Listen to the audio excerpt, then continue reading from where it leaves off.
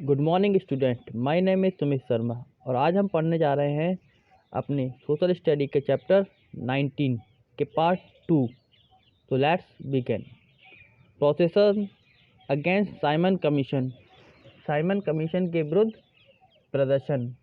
वर्ष 1919 के एक्ट को पारित करते समय ब्रिटिश सरकार ने यह घोषणा की थी कि वह 10 वर्ष के पश्चात पुनः इन सुधारों की समीक्षा करेगी, लेकिन नवंबर 1927 में एक आयोग की नियुक्ति कर दी। सर जॉन साइमन इसके अध्यक्ष बनाए गए। इसके सभी 7 सदस्य अंग्रेज थे। इसे साइमन आयोग के नाम से जाना जाता है। भारत में साइमन कमीशन के विरुद्ध भारी असंतोष उत्पन्न हुआ। असंतोष का प्रमुख कारण किसी भी भारतीय को कमीशन का सदस्य न बनाया जाना एवं भारत में स्वशासन के संबंध में निर्णय विदेशियों द्वारा किया जाना था। सन 1927 में कांग्रेस का वार्षिक अधिवेशन मद्रास में हुआ। अधिवेशन में कमीशन के बहिष्कार का निर्णय लिया। मुस्लिम लीग ने भी कमीशन का बहिष्कार करने का फैसला किया। 3 फरवरी 1928 ईस्वी को कमीशन भारत पहुंचा। उस दिन सारे देश में हड़ताल हुई। कमीशन का बहिष्कार करने के लिए सारे देश में सभाएं हुई। मद्रास में प्रदर्शनकारियों पर गोलियां चलाई गई। अनेक स्थानों पर लाठीचार्ज हुआ। कमीशन जहां भी गया वहां उसके विरुद्ध जबरदस्त प्रदर्शन हुए। अंततः सारे देश में साइमन वापस जाओ का नारा गूंज उठा। पंजाब केसरी लाला लाजपत राय की पुलिस ने निर्दयता से पिटाई कर दी। जख्मी लाला लाजपत राय कुछ दिनों पश्चात मृत्यु हो गई। लखनऊ में अन्य प्रदर्शनकारियों के साथ पंडित जवाहरलाल नेहरू और गोविंद बल्लभ पंत को भी पुलिस की लाठियां खानी पड़ी। साइमन के विरुद्ध किए गए आंदोलनों ने एक बार फिर से भारतीय जनता की एकता और स्वतंत्रता प्राप्त करने के संकल्प को व्यक्त किया। Demand for complete independence in Lahore session. Lahore अधिवेशन के पूर्ण स्वतंत्रता का प्रस्ताव। दिसंबर 1929 ईस्वी में रावी नदी के तट पर लाहौर में कांग्रेस का वार्षिक सम्मेलन प्रारंभ हुआ। अधिवेशन की अध्यक्षता पंडित जवाहरलाल नेहरू कर रहे थे। 31 दिसंबर 1929 की अर्धरात्रि में भारत के लिए पूर्ण स्वतंत्रता का प्रस्ताव पारित किया गया। गांधी जी को एक नवीन आंदोलन चलाने के समस्त अधिकार दिए गए। Civil disobedience movement. सविनय अवज्ञा आंदोलन। गांधी जी ने नमक को आंदोलन का आधार बनाने का निश्चय किया। ब्रिटिश सरकार द्वारा नमक टैक्स में अत्यधिक वृद्धि कर दी गई थी। निर्धन लोगों के लिए नमक का खरीदना कठिन हो गया। गांधी जी सरकार को 11 मांगें लिखकर भेजी, जिसमें नमक टैक्स को कम करना प्रमुख मांग थी। मांगे न माने जाने की स्थिति में 12 मार्च 1930 ईस्वी को गांधी जी द्वारा नमक कानून तोड़ने के लिए दांडी यात्रा प्रारंभ की गई। उनके साथ 78 यात्रियों ने भी साबरमती आश्रम से दांडी के लिए यात्रा प्रारंभ कर दी। 24 दिन की यात्रा में संपूर्ण मार्ग गांधीमय हो गया। अपार जनसमूह ने गांधी जी का स्वागत किया। 6 अप्रैल 1930 ईस्वी की प्रातः काल को गुजरात में दांडी समुद्र तट से नमक एकत्रित कर गांधी जी ने नमक कानून भंग कर दिया। साथ ही संपूर्ण भारत में स्थान स्थान पर नमक कानून भंग किया जाने लगा और सविनय अवज्ञा आंदोलन प्रारंभ हो गया, जिसमें शासन को कर न दिया जाना भी सम्मिलित था।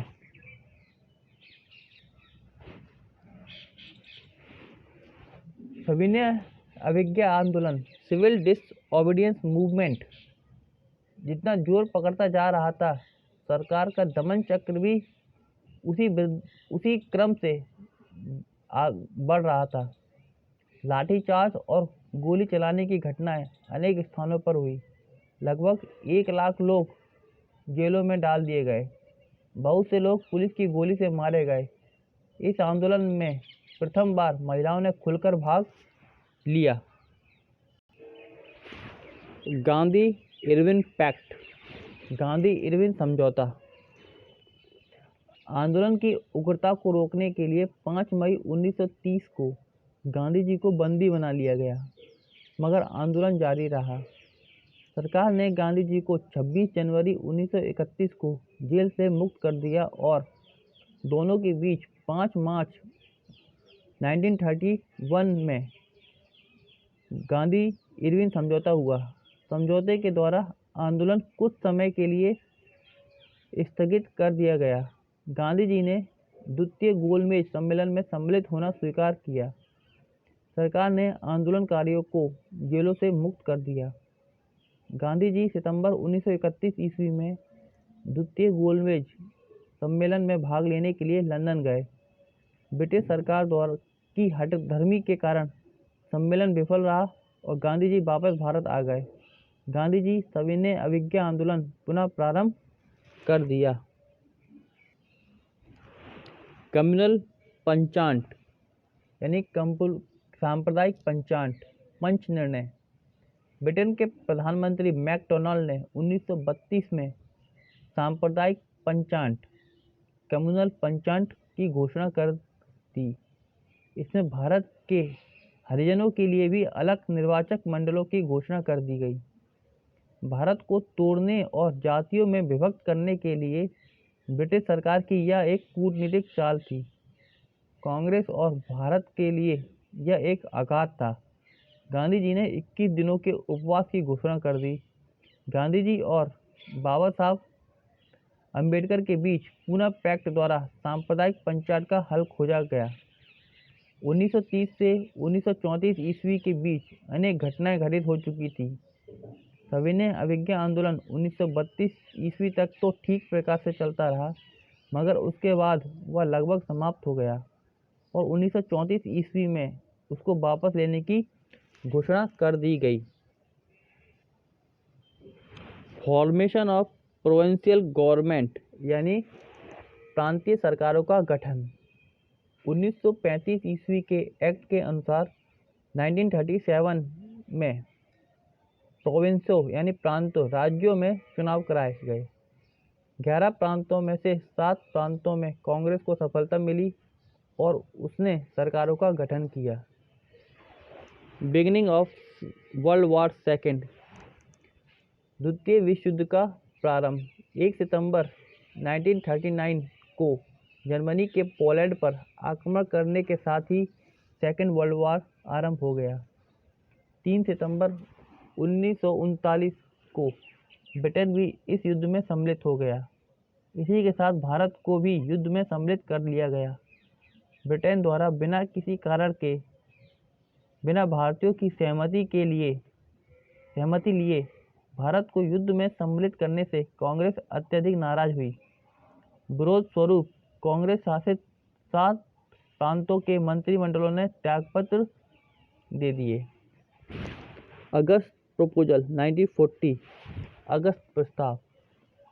अक्टूबर-नवंबर 1939 में प्रांतीय मंत्रिमंडलों ने त्यागपत्र दे दिए।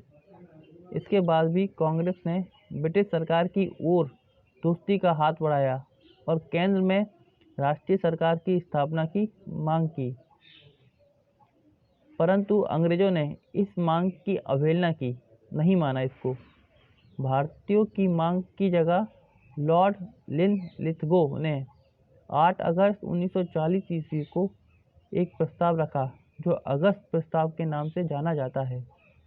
इस प्रस्ताव में फिर से दोहराया गया कि युद्ध के पश्चात भारत में औपनिवेशिक स्वराज की स्थापना की जाएगी।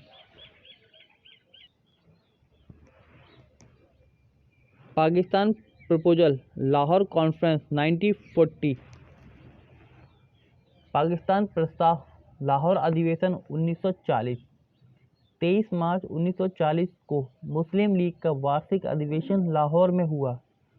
जिसमें पाकिस्तान का प्रस्ताव पारित किया गया। इस प्रस्ताव में कहा गया कि भौगोलिक स्थिति से एक दूसरे से लगे हुए प्रदेश आवश्यक परिवर्तनों के साथ इस प्रकार बनाए जाएं ताकि मुस्लिम समुदाय बहुसंख्यक हो जाए। Cripps mission. Second world war के दौरान अंग्रेज भारत के सक्रिय एवं पूर्ण सहयोग के लिए बेचैन थे। भारत की दक्षिणी पूर्वी सीमाओं पर जापानी खतरा बढ़ रहा था। दूसरी ओर रंगून में स्थित इंडियन नेशनल आर्मी बर्मा के रास्ते भारत पर आक्रमण करने के लिए तैयारी कर रही थी। इस परिस्थिति में इंग्लैंड के युद्धकालीन मंत्रिमंडल के सदस्य सर स्टैफोर्ड क्रिप्स को भारतीयों के लिए वर्तमान में स्वशासन और भविष्य के लिए कुछ ठोस आश्वासन के साथ भारत भेजा गया। क्रिप्स प्रस्ताव द्वारा भारत को युद्ध के बाद अधिराज का दर्जा दिया जाना था। एक संविधान सभा भी प्रस्तावित थी, परंतु लगभग सभी दलों ने अलग अलग कारणों से इस घोषणा को अस्वीकार कर दिया। नेक्स्ट है भारत छोड़ो आंदोलन, क्विट इंडिया मूवमेंट 1942। अप्रैल 1942 ईस्वी में क्रिप्स मिशन की असफलता और इसके फलस्वरूप निराशा ने एक बार फिर देश में कुंठा की स्थिति पैदा कर दी। 8 अगस्त 1942 ईस्वी को मुंबई में आयोजित अखिल भारतीय कांग्रेस कमेटी ने एक प्रस्ताव पास किया। प्रस्ताव में घोषणा की गई कि भारत में ब्रिटिश सरकार को जल्दी समाप्त करना अति आवश्यक हो गया है। आज़ादी और जनतंत्र की विजय के लिए फासिस्ट देशों तथा जापान के विरुद्ध लड़ रहे मित्र राष्ट्रों के लिए भी यह जरूरी है कि भारत को जल्दी से जल्दी स्वाधीनता मिल जाए। गांधी जी ने करो या मरो का नारा दिया, जो हर जगह सुनाई देने लगा। 9 अगस्त 1942 ईस्वी की सुबह कांग्रेस के अधिकांश नेता गिरफ्तार कर लिए गए। उन्हें देश के विभिन्न जेलों में बंद कर दिया गया। परिणामस्वरूप आंदोलन ने उग्र रूप धारण कर लिया। गोलियां चली, लाठीचार्ज हुए और सारे देश में गिरफ्तारियां हुई। इसमें हजारों लोग घायल हुए। अंततः आक्रोशित जनता भी हिंसा पर उतर आई। लोगों ने सरकारी संपत्ति पर हमला किया, रेल की पटरियों को तोड़ा गया और पुल, टेलीफोन लाइन और तार लाइनों को क्षति पहुंचाई। बलिया और सतारा आज़ाद करा दिए गए, मगर सरकारी दमन चक्र की उग्रता अपनी सभी सीमाएं तोड़ गई। हजारों हवाई जहाज़ों से बम बरसाए गए, गोलियां चलाई गई, बड़ी संख्या में लोग मारे गए। सभी बड़े नेता बंदी गृह में थे, जो बाहर थे वे भूमिगत हो गए। सरकारी दमन चक्र के कारण भारत छोड़ो आंदोलन अधिक समय नहीं चल सका। Independence and partition. भारत का विभाजन और स्वतंत्रता। ब्रिटिश सरकार ने 1946 ईस्वी में घोषणा की कि वह भारत में अपना शासन समाप्त करना चाहती है। ब्रिटिश मंत्रिमंडल का एक दल, जो कैबिनेट मिशन के नाम से जाना जाता है, वह सत्ता के ट्रांसफर के बारे में भारतीय नेताओं से बातचीत करने के लिए भारत आया। सरकार ने इंटरिम सरकार बनाने और संविधान सभा बुलाने का प्रस्ताव रखा। जवाहरलाल नेहरू के नेतृत्व में एक इंटरिम सरकार यानी अंतरिम सरकार बनी। इस सरकार में प्रारंभ में मुस्लिम लीग सम्मिलित नहीं हुई थी। कुछ समय के बाद वह सरकार में सम्मिलित हुई। संविधान सभा ने दिसंबर 1946 ईस्वी में अपना काम शुरू किया, परंतु मुस्लिम लीग ने उसमें भाग लेने से इनकार कर दिया। 20 फरवरी 1947 को सरकार ने नीति संबंधी महत्वपूर्ण घोषणा की और लॉर्ड माउंटबेटन को भारत का नया वायसराय बनाया। जिन्होंने आगे चलकर अपनी एक योजना प्रस्तुत की, जिसके तहत भारत और पाकिस्तान में विभाजन को स्वीकृति मिल गई। माउंटबेटन योजना में निर्णय लिया गया कि 15 अगस्त 1947 ईस्वी को भारत और पाकिस्तान को सत्ता ट्रांसफ़र कर दी जाएगी। 18 जुलाई 1947 को भारतीय स्वतंत्रता अधिनियम स्वीकृत हुआ और देश भारत तथा पाकिस्तान दो राष्ट्रों में बट गया। अंततः 15 अगस्त 1947 को भारत स्वतंत्र हो गया। स्वतंत्र भारत के प्रथम प्रधानमंत्री पंडित जवाहरलाल नेहरू बनाए गए। तो आज का हमारा लेक्चर यहीं पे समाप्त होता है। God bless you. Thank you.